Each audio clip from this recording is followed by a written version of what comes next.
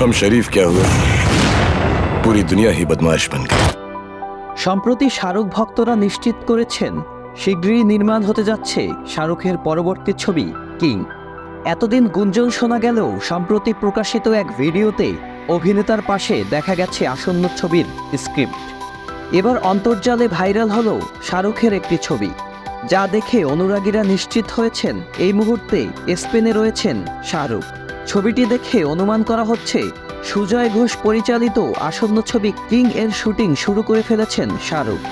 সামাজিক যোগাযোগ মাধ্যম এক্স ব্যবহারকারী এক শাহরুখ ভক্ত শাহরুখের ছবিটি পোস্ট করে দাবি করেন এটি কিং সিনেমা সেট থেকে ফাঁস হওয়া একটি ছবি। পোস্টটিতে আরও দাবি করা হয়েছে যে অভিনেতা স্পেনে এই প্রজেক্টের শুটিং শুরু করেছেন।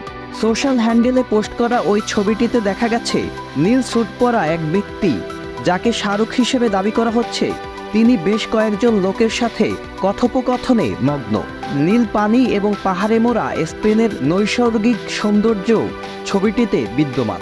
তবে এই ছবিটি আদৌ কি কিংয়ের শুটিং সেটের কিনা, অথবা সত্যি কি শাহরুখ এই মুহূর্তে স্পেনে আছেন, সেটা নিয়ে এখনও নির্মাতারা কিছু জানায়নি। Sajid Abdullah, channel I.